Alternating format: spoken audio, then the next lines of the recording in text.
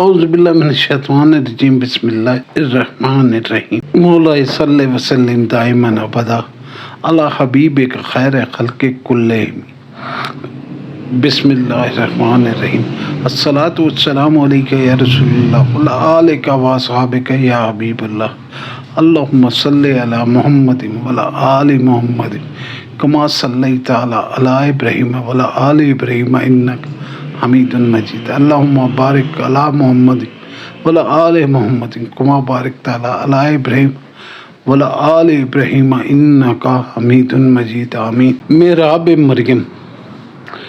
حضرت عیسیٰ علیہ السلام کی والدہ ماجدہ حضرت مریم رضی اللہ تعالیٰ کے والد کا نام عمران، ماں کا نام حنا۔ جب حضرت مریم اپنی ماں کی کم میں تھی، اس وقت ان کی ماں نے یہ منت مانی تھی کہ جو بچہ پیدا ہوگا اس کو میں بیت المقدس کی خدمت میں کے لیے آزاد کر دوں گی۔ چنانچہ حضرت مریم پیدا ہوئی تو ان کی والدہ ان کو بیت المقدس میں لے گئی۔ اس وقت بیت المقدس کے تمام عابدوں اور حضرت زکریا علیہ السلام تھے۔ جب حضرت مریم کے خالو حضرت زکریا علیہ السلام نے حضرت مریم کے لیے اپنی کفالت اور پرورش میں لیا اور بیت المقدس کی بالائے منزل میں تمام منزلوں سے الگ ایک محراب بنا کر حضرت مریم کے لیے محراب میں ٹھہرایا۔ اپنی کفالت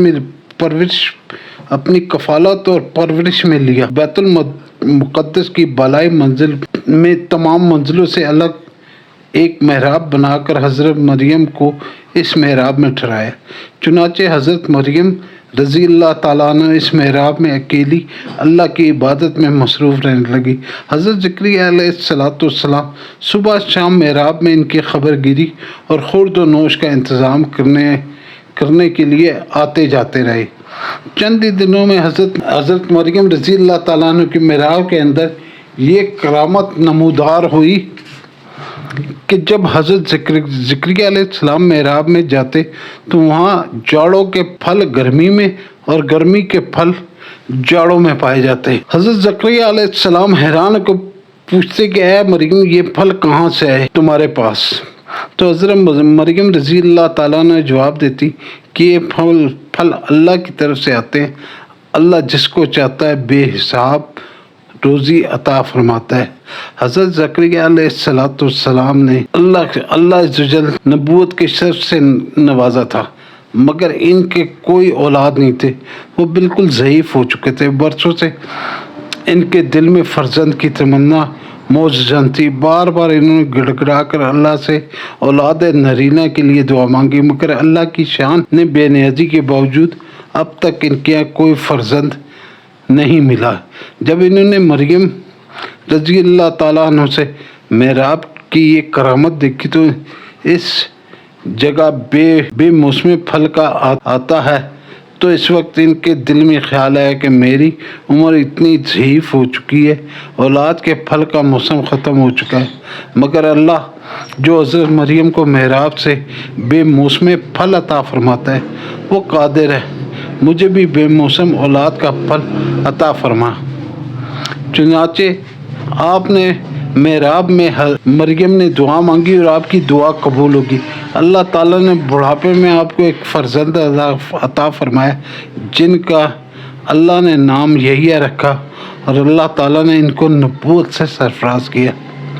قرآن مجید میں اس واقعے کا ذکر اس طرح بیان ہوا ہے، ترجمہ کل سلیمان۔ اور جب زکریا اس کے پاس اس نماز پڑھنے کی جگہ سے جاتے، اس کے پاس نیا رزق پاتے، اے مریم یہ تیرے پاس کہاں سے آیا؟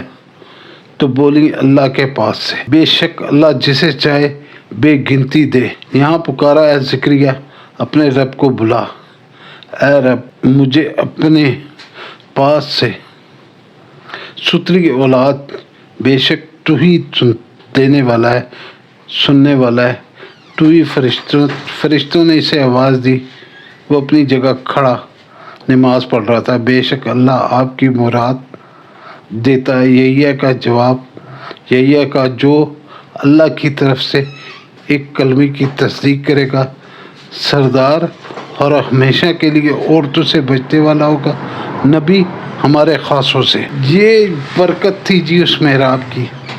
وہ کہتے ہیں دنیا بولتی ہے وسیلہ، لیکن حضرت مریم کو ایک طاق سے سب کچھ ملا۔ اللہ نے ان کو حضرت عیسیٰ علیہ السلام جیسی اولاد عطا فرمائی، اور پھر حضرت زکریا علیہ السلام کو حضرت یحییٰ جیسی اولاد عطا فرمائی۔ وسیلہ کیا تھا؟ وہ ایک طاق۔ بے شک دینے والا میرا رب ہے، میرے نبی کو بھی وہی عطا کرتا ہے، وہی سب کچھ ہے۔ اس اللہ سے آپ مانگے آپ کو بھی دے گا۔ طریقہ اس کا یہ ہے کہ وسیلہ آپ ایسا پکڑیں جس کی اللہ بھی سنتا ہو۔ اللہ سے آپ دعا کریں کہ ہماری اور آپ کی مرادیں پوری ہوں۔ اللہ سب کو نیک اور طیب بلاتے تھے، سب کی حقوق دینے کا ہمیں حق دے۔ اللہ پاک ہمارے والدین کی بخشش فرمائے، آپ کے والدین کی بخشش فرمائے، ہماری اولادوں کو نیک فرمائے۔ صلی اللہ تعالیٰ علی خیر خلقی محمد وآلہ وصحبہ اجمعین برحمتک یا ارحم الراحمین بحق لا الہ الا اللہ محمد رسول اللہ آمین یا رب العالمین۔